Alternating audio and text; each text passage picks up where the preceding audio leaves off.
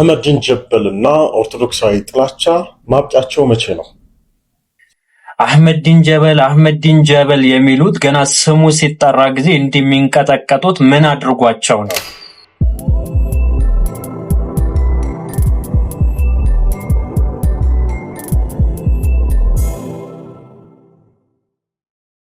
ቢስሚላህ አልሐምዱሊላህ ሰላቱ ወሰላሙ አላ ረሱሊላህ ወአላ አሊሂ ወሰህቢሂ ወመን ዋላ። ውድና የተከበራችሁ የቻናላችን ተከታታዮች አሰላሙ አለይኩም ወራህመቱላሂ ወበረካቱ። ዛሬም የጌታችን ያላህ መልካም ፍቃድ ሆኖ ለእናንተ አስተማሪና ቁም ነገር አዘል የሆኑ ቪዲዮዎችን ይዤላችሁ ብቅ ብያለሁ። እስከ ቪዲዮአችን ፍጻሜ ድረስ አብራችሁን ሆኑ። እስቲ ዛሬ አንዳንድ ሰዎች አህመዲን ጀበልን በተመለከተ ብዙ ነገር እያወሩ ነበረ። ለምንድን ነው እንዲህ እያወሩ ያሉት? ይህን ጠበቃ ነኝ የሚል ግለሰብ ምን እንደሚል እንስማና ከዛ በኋላ የተናገረው ንግግር ስህተት መሆኑ የምናሳይ ይሆናል። ዳይ ወደ ግለሰቡ ንግግር። አህመዲን ጀበልና ኦርቶዶክሳዊ ጥላቻ ማብቂያቸው መቼ ነው? ሰላም ጤና ይስጥልን፣ እንደምናችሁ።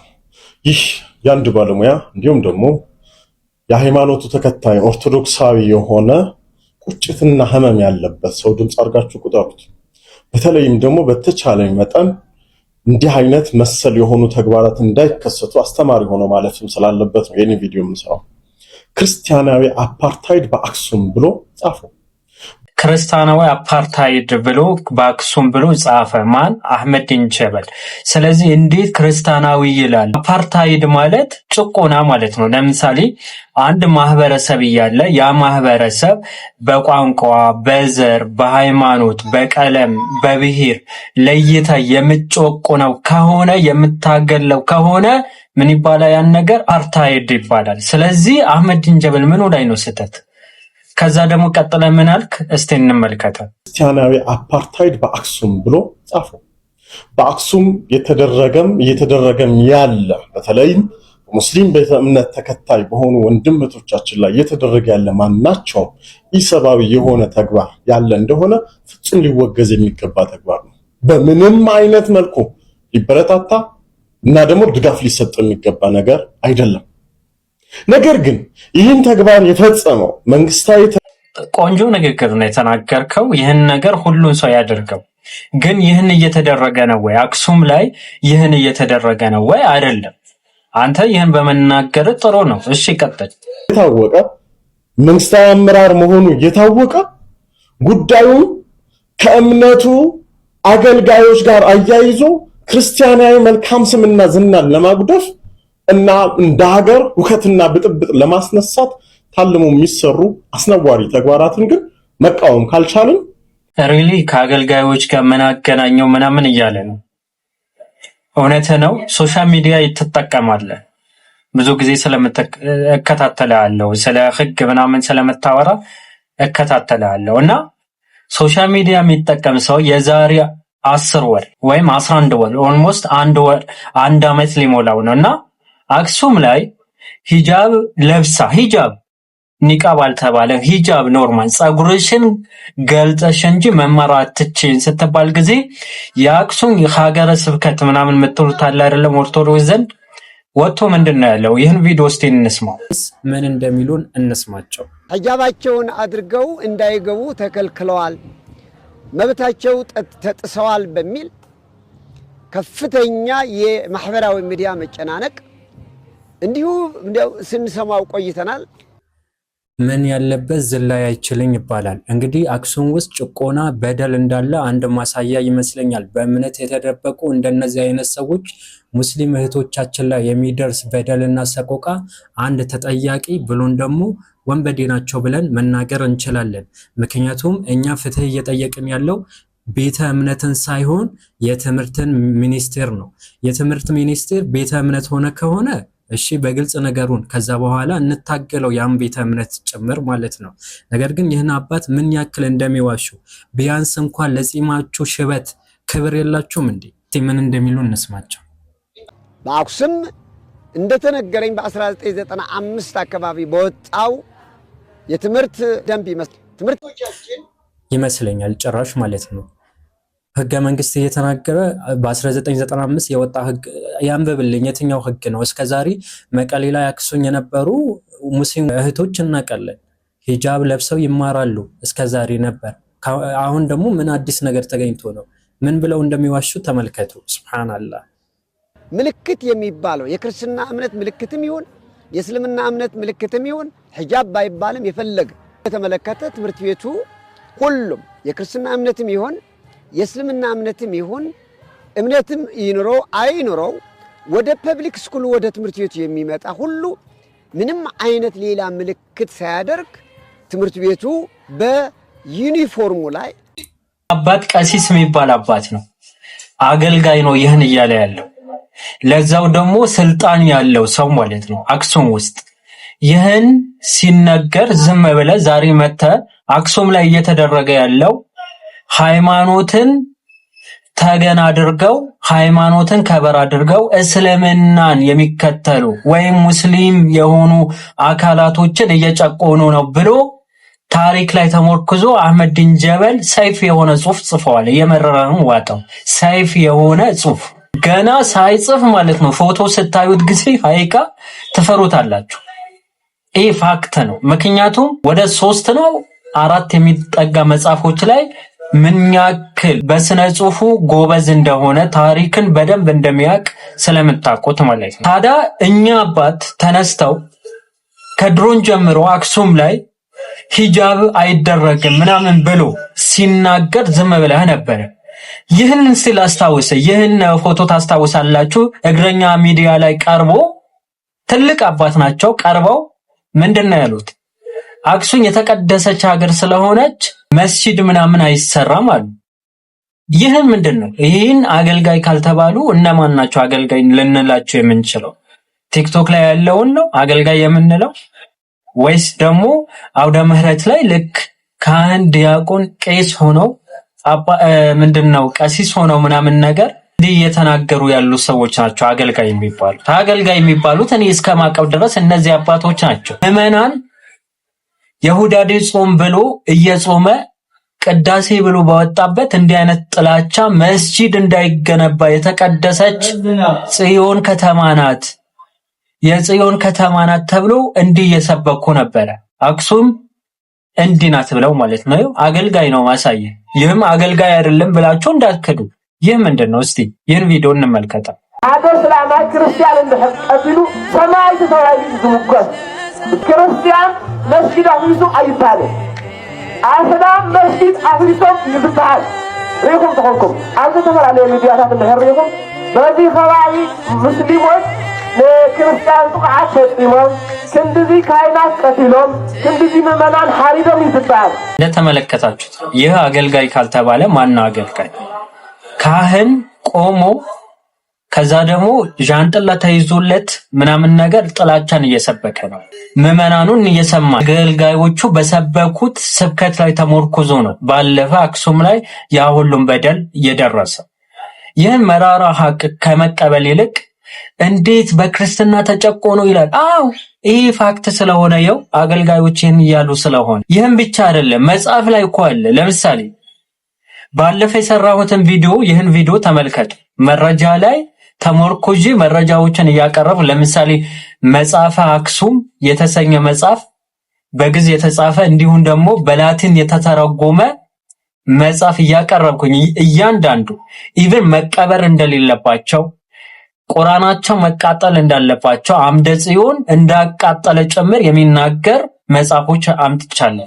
ገለ አምደ ጽዮን ላይ ምናምን አሳይቻችኋለሁ። ጥንታውያን ከሚባሉ መጽሐፎች መካከል ማለት ነው። እነዚህ መጽሐፎች በቤተክርስቲያን እውቅና አላቸው። በተለይ ደግሞ ስፔሻሊ አክሱም ውስጥ ማለት ነው። መጽሐፍ አክሱም የአክሱም መተዳደሪያ ደንብ እንዲሁም ደግሞ ታሪኳ የሚናገር መጽሐፍ ነው። እዚህ መጽሐፍ ላይ በግልጽ የተቀመጡ ነገራቶች አሉ። እነዛ ዝርዝር ጉዳዮችን ለመመልከት እዚህ ደቂቃ ስለማይበቃኝ ባለፈ የሰራሁትን ቪዲዮ መለስ ብላችሁ መመልከት ትችላላችሁ። እስ ሆኖ ጠቅልሎ ከዛ በኋላ ጺማቸው ሽበት ሆኖ ጺማቸውን አብቅለው ሂጃብ እንዴት ይለበሳል አክሱም የተቀደሰች ሀገር ናት ብለው እግረኛ ሚዲያ ላይ ቀርቦ ለዛው የሙስሊም ሚዲያ ላይ አይደል እግረኛ ሚዲያ ላይ ቀርቦ የተናገሩት እውነታ ነው። የዛሬ 10 ወር 11 ወር የቤተክርስቲያን አሁን ደግሞ ያሳየኋችሁ በትግርኛ ባጭሩ አክሱም ውስጥ መስጂድ አይገነባም እያለ ከዛስ ተከራይተው ኢማጂን አድርጉ። ተከራይተው መስጂድ አሰሩን ተብለው ሚናራ እንዳይኖረው ተብለው ይህን ሁሉም እያደረጉ ይህን ሁሉም እየተጨቆኑ ባለበት ሁኔታ ላይ ገብተው ቁርአንን ቀዳተው ወጥተዋል። በማን ሰበብያ? እንዲህ አይነትን የጥላቻ ስብከትን የሚሰብኩ አንዳንድ የቤተክርስቲያን አገልጋዮች ናቸው። መቼስ ይህን የቤተክርስቲያን አገልጋይ ነው አትል፣ ምንድነው የቤተክርስቲያን አገልጋይ አይደለም አትል። ቲክቶክ ላይ ኢቭን ምዕመናኖች ሳይቀር እንዲህ አይነትን አስተሳሰብ አላቸው። ለምሳሌ ይህን ቪዲዮ እንመልከተው እስቲ። ትላንትና በአክሱም ከተማ ሙስሊሞች ሲሰግዱ ድንኳን ተክለው ስፒከሮችን ገጣጥመው ምናምን በድምጽ ብክለት ምናምን በሚል ትንሽ ረብሻ ተነስቷል። የጸጥታ ኃይሎችም ያንን ነገር ለማረጋጋት ሞክረዋል። ነገር ግን ትንሽ ረብሻ ተነስተዋል እያለ ቁርአንን እስከ መቅደድ ድረስ የደረሱ ወንበዴዎችን ትንሽ ረብሻ ነው አይደለ? እኔ ህይወቴ ብታጠፋኝ ነው የሚሻለው ቁርአን ከምትቀደው ማለት ነው። ከዚህ በላይ ነው ለቅዱስ ቁርአን የመሳሳለት ከህይወቴ በላይ የህይወቴ መመሪያ የጌታዬ ቃል ነው። እናትህን ማስታወሻ ብላ የጻፈችልህ ለአንተ ትልቅ ትርጉም ያለው ነገር በህይወት መቼም እንዳትረሳው ይህን ወረቀት ካንተ ጋር እንዳይለይ ብላ ብትሰጥህ ያ ወረቀት ምን ያክል ነው ቫልዩም ያለው? ቅዱስ ቁርአን የሚያክል የጌታችን ካነበርንበት ያስገኛል። ያቺ ምራቅ በምትመስል ለመኖር ወደ መኖር ያስገኘንን የፈጣሪያችን ቃል እንደፈለጉ እየቀደዱ ትንሽ ረብሻ ነው አይደለ መሰለህ? እሺ ቀጥል። ግን በተለያየ ሚዲያ ላይ መስገድ ተከለከሉ ምናምን እያላችሁ ህዝቡን ያልሆነ መረጃ የምትሰጡ ሰዎች ልክ አይደላችሁ። መስገድ ብቻ እኮ አይደለም መቀበር። አንተ ለምሳሌ ውሻ ቢኖርህ ውሻህን መቃብር አዘጋጅተህ ቆፍረህ ትቀብረዋለህ። ነገር ግን ሙስሊሞች አክሱም ውስጥ እንዳይቀበሩ ተደርገዋል። ከዚህ በላይ አስነዋሪ ተግባር አለ እንዴ? እንዴት ህሊና የላችሁም እንዴ? ደግሞ ሚዲያ ላይ መታችሁ ሐሳብን ዲፌንድ ስታረጉ እኔ በምን ሞራናችሁ እንደሆነ አይገባኝ።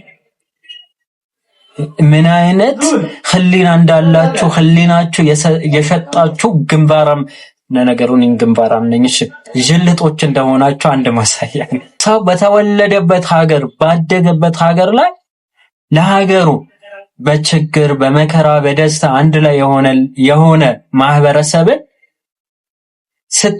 ስትሞት ጊዜ 500 ኪሎ ሜትር ተጉዘ ቅበር አስክሬንን ተሸከመ ሲባል ይሄ ምን ጠፋፊ የሆነ ተግባር ነው። ከዛ መጣ ደግሞ ትንሽ ነገር ነው ምናምን ነገር ትላለህ። ውሻህን አጠገብህ እየቀበርክ ነገር ግን በችግር ጊዜ በመከራ ጊዜ አብረህ ስትራብ አብረህ ስትጠማ አብረህ ድሎት ላይ ስትሆን የተለያዩ ነገራቶችን ስትታመም የሚያስታመመ ጎረቤት ግን ስትሞት ጊዜ ከአይኔ ጥፋ ሌላ ቦታ ሄደህ 500 ርቀት ምናምን ሄደህ ቀበር እያልከው ከዛ በኋላ እንዲህ ትላለህ። እሺ ቀጥሎ ምን አለ ተመልከቱ። አንደኛ አክሱም ላይ ልክ መካ ላይ እንዳለው ህግ ነው ያለው።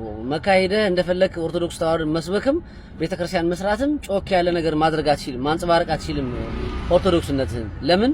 ለሙስሊሞች የተባረከ ነው ከተማው ተብሎ ስለሚታሰብ ስለሚታመንም በሙስሊም ማህበረሰብ። ልክ እንደዛው አክሱም ላይ ደግሞ የኦርቶዶክስ ተዋህዶ የተባረከ ቦታ ነው። ስለዚህ መካ ላይ የተደረገው ለሙስሊም ያለው ህግ እዚህ አክሱም እንደዛ ነው የሚሰራው። አክሱም ላይ ሌላ ሃይማኖት ማንጸባረቅም ማጫበጥ ቤተክርስቲያኗን አይችልም። ልክ መካ በእስልምና የተባረከ እንደሆነው አክሱምም በኦርቶዶክስ። የነዚህ ድድብና ደግሞ ይለያል። ወላሂ ላዚም ድድብናቸው እኔ ምን አገባኝ ስለመካ። የመካ ሙስሊም ምንድነው ክርስቲያኖች ይጠይቁ ምን አገባኝ።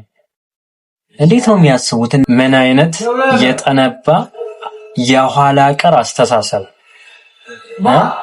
ለምሳሌ የሆነ ክልል ውስጥ ሙስሊም የሚበዛበት አካባቢ ቤተክርስቲያን አይሰራም፣ ምክንያቱም ሙስሊሞች በብዛት ስላሉ ይህን አካባቢ የተቀደሰ የሙስሊም ስፍራ ነው ቢባል ኢማጂን አድርጉ። ሀገራቸው ላይ ነው የፈለጉትን ማድረግ ይችላሉ። ብዛት ኖሯቸው አንኖራቸው የፈለጉት ነገር ማድረግ ይችላሉ። የተቀደሰ ሀገር እኔ ወላሂ እውነትን ነገር ከተባለ ማለት ከወራቢ አይሻልም አክሱም። ፋክት ነው የምነግር። የሆነ ትንሽ ይሄ ድንጋይ ያለ በቃ ታሪኬ ትላለህ። ከዛ ውጪ ምንም አይሻል በቅድስና ካልከ ማለት ነው። ወራቢ ሳነጣጥር ወራቢ ይኸውልህ በትንሹ ማለት ነው ናይት ክለብ የለው፣ ሴሰኛ የለው፣ ኦኬ አዳሪዎች ምናምን የለው፣ ጭፈራ ቤት አታገኝ። አይደለም ጭፈራ ቤት ይቅርና ማለት ነው አልጋ ለመያዝ ስትገባ ጊዜ ባልና ሚስት ካልሆንክ አይቻልም። ጭፈራ ቤት ናይት ክለብ በየጊዜው ዋዜማ ምናምን እየተባለ አክሱም ላይ አይደለም እንዲህ የሚጨፈረው። ይህን ነገር ያላረከሰው አላህን በብቸኝነት የሚያመልክን ለፈጣሪው በ24 ሰዓት ውስጥ 5 የሚሰግድን ሰው ያረክሰዋል። በነገሩ ሰይጣን እኮ እንደ ሰላት ምናምን አይወድም። በጣም ነው የምታሳፍሩ። ከዛ መጥቶ ደግሞ ጠበቃ የሚባለው ሰውዬ አህመዲን ጀበል ትግራይ ላይ እንደሚደረገው በአገልጋዮች ምክንያት ነው ብለዋል እና እስከ መቼ ነው ጥላቻው ምናምን ይላል። ሪሊ ይህን ጥላቻስ ምንድነው? እየሰበኩ አይደለም እንዲህ በየመድረኩ። ኧረ ወላሂ እኔ ነፍ ቪዲዮዎች ላመጣላችሁ እችላለሁ፣ ነፍ መጽሐፎች ላመጣላችሁ እችላለሁ። ምን ሆናችሁ ነው? ወይስ እናንተ አገልጋይ ሲባል በቃ አዲስ አበባ ውስጥ ያሉ ምናምን ፌመስ የሆኑ አገልጋይ ነው? እነሱ አይደሉም ትግራይ ላይ ያሉ እየተናገሩት የነበረ ነገር እኮ የታወቀ ነገር። ጦርነት ሲያስገቧት ጊዜ ሂጃብ ለበስሽ ወይ ምናምን አልዋት። አንተ ሙስሊም ነህ ምናምን ግንባር ላይ የሆነ የጠቆረ ነገር አለ፣ ጺም አለ ወይን ሱሪህን አሳጥረሃል፣ ስለዚህ ጦርነት ይቅርብህ ከኛ ጋር እንዳትዋጋ አሉት። በሰላሙ ጊዜ መስጂድ ሲጠይቅ ጊዜ እገባላለሁ ምክንያቱም እኮረኩማለሁ ትንሽ ሰላሙን እየተባለ ከዛ ይህን ጭቆና ነው ብሎ አንድ ኡስታዝ ወይም ደግሞ አንድ የሙስሊም አክቲቪስት ቢጽፍ ሁከትን ፈላጊ ነው። ሪሊ በመድረክ ለመመናል ምንም የማያውቁ ለዛው ደግሞ መንፈሳዊ ሰዎች ናቸው የሚባሉ ግለሰቦችን አውደ ምህረት ላይ እንደዛ የእስልምና ጥላቻን እየተናገሩ ፋክቱ ሲወራ ጊዜ ያዙኝ ለቃቁኝ አትበሉ። አህመዲን ጀበል ማለት በማህበራዊ ጉዳይ ራስ ምታት የሆነ የሁላችሁ እኔ ባለፈ አንድ ጽሑፍ ጽፌ ነበረ። ኡስታዝ ኢብኑ ሙነወር ለሙብተዲዎች የጽሑፍ ሰይፍ ነው የሚል ነገር ጽፌ ነበር። አህመዲን ጀበል በማህበራዊ ጉዳይ በሙስሊሞች በሚደርሰው በደል ላይ የካፊሮች የነን ሙስሊሞች የጽሑፍ ሰይፍ ነው። እየመረረህን ዋጠው። ገና ጀበል የሚል ስም ስትሰማ ጊዜ ተደነግጣለህ። ለምን እንደሆነ አልናቅ። ምክንያቱም ጽሑፉን ስለሚያስፈራ። አንድ ቀን የጻፈው አንተ በአመት ማለት ነው ክለሳ አድርገህ ምናምን ራሱ ጥናት አድርገህ ራሱ መጻፍ አትችልም። ይህ ፋክት ነው የምንናገረው ማለት ነው። አላኩል ያህል ለዛሬ ይህን ካልኳችሁ በሌሎች ቪዲዮዎች እስከምንገናኝ ድረስ ሀዛ ወቢላሂ ተውፊቅ ወሰለላሁ ዐላ ነቢና ሙሐመድ ወዐላ አሊሂ ወሰህቢሂ ወሰለም። ወሰላሙ አለይኩም ወራህመቱላሂ ወበረካቱ።